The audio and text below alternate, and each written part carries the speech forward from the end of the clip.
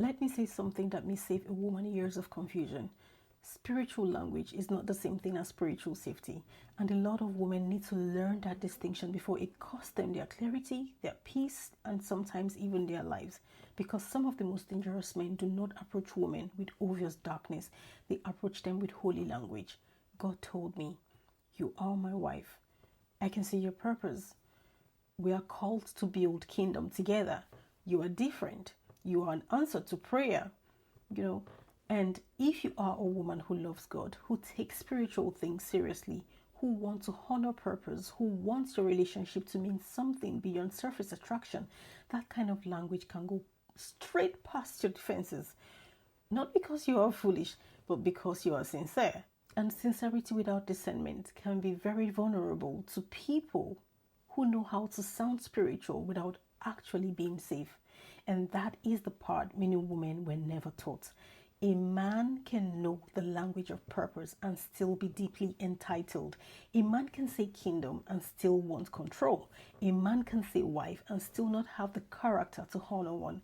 A man can talk about destiny while feeling entitled to your labor, your body, your loyalty, your emotional support, and your submission before he has earned trust. And that is why spiritual language can become dangerous in the wrong mouth, because it creates premature meaning. It gives a woman something sacred to relate to before she has enough evidence to evaluate the man himself. Now, she is no longer assessing a person.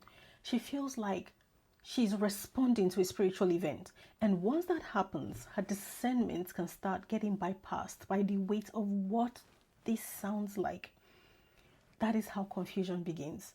Because she is no longer asking, "Is this man safe?" She is asking, "What if this is God?" She's no longer asking, "Does his character support his language?" She is asking, "Oh my goodness, what if I miss my purpose?" She's no longer asking, "Why does this feel rushed, pressured, or off?" She is asking, "What if this is spiritual and I'm resisting it?" Now, do you see how dangerous that is? The language makes the woman second guess her own caution.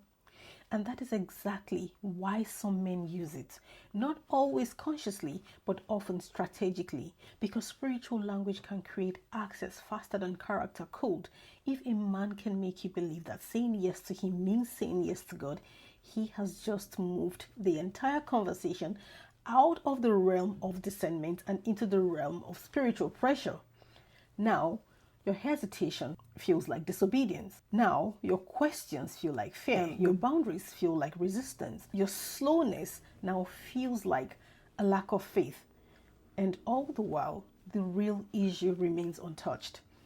Who is this man when language is stripped away? Who is he in his patterns? Who is he in his treatment of people? Who is he in accountability? Who is he in restraint, in honesty, in humility? Who is he when he does not get immediate access? Because spiritual safety is not measured by how biblical someone sounds. It is measured by fruit. And fruit takes time. That is one of the most important truths women need to understand. Words can be immediate. Fruit cannot. Declarations can be immediate. Character cannot. Anyone can say wife in 2 weeks. Anyone can say God told me on the first call. Anyone can say kingdom, purpose, helpmate, calling, alignment, covering. But none of these words tell you whether a man is safe. They only tell you what he knows how to say. And many women have been hurt because they mistook familiarity with spiritual language for evidence of spiritual maturity. Those are not the same thing. A man can know Christian vocabulary and still be emotionally irresponsible. He can know scripture and still be manipulative. He can know how to sound discerning and still be predatory. He can know how to pray and still feel entitled. He can know how to talk about what God is doing while completely bypassing what his behavior is doing to you. And this is where women must wake up, because some of you were not drawn in by lust. You were drawn in by meaning.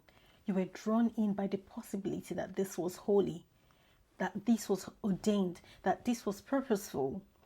And because you wanted to honor God, you gave spiritual weight to something that had not yet earned relational trust. That is not stupidity, but it is a vulnerability that must be healed, because the wrong man does not always seduce with sensual language. Sometimes he seduces you with sacred language. And sacred language is powerful because it can make women bond too early. It can make women overlook red flags. It can make women tolerate confusion. It can make women spiritualize pressure. It can make women stay open where they should be cautious. It can make women feel guilty for needing evidence. But let me tell you something clearly. God is not offended by your need for evidence. God is not threatened by your slowness. God is not dishonored when a woman refuses to hand over trust just because a man knows how to say purpose with conviction. That is not rebellion. That is wisdom.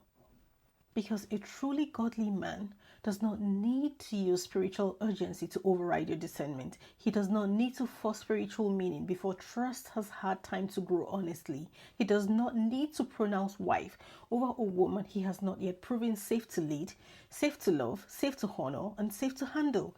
A man who is truly led by God will not panic at your process. He will not be threatened by your caution. He will not become irritated by your need to watch fruit, because truth is never afraid of time. And what is from God does not need manipulation to survive examination. That line matters because some women were taught to think that a man sounding spiritually confident meant he was spiritually safe. No. Confidence is not safety. Language is not safety. Urgency is not safety. Intensity is not safety. Biblical vocabulary is not safety. Fruit is safer. Consistency is safer. Accountability is safer. Humility, patience, a man who can tolerate your discernment is safer. And some of you need permission to stop being impressed by spiritual performance.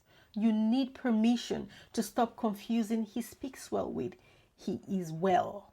You need permission to stop confusing he sounds anointed with he is trustworthy. You need permission to stop confusing he said wife with he is prepared to honor one, because there is a difference between a man who sees your value and a man who sees your value as something he can claim with spiritual language before he has built the life, the character, the truthfulness to deserve access. That is entitlement. And entitlement sounds especially dangerous when it learns how to pray. And if you are a woman who has ever felt pressured, rushed, spiritually cornered, or emotionally entangled because a man used God language to create momentum, hear me clearly. You are not lacking faith because you slowed down. You are not resisting God because you asked questions. You are not missing purpose because you refused to let spiritual language talk you out of common sense discernment. You are protecting what is sacred because your life is sacred. Your clarity is sacred. Your trust is sacred. Your yes is sacred. And not every man who knows how to speak in sacred terms is safe enough to receive those things from you. This is Redefine Your Narrative. And maybe the narrative you need to redefine is this: spiritual language is not proof of spiritual safety. God bless you.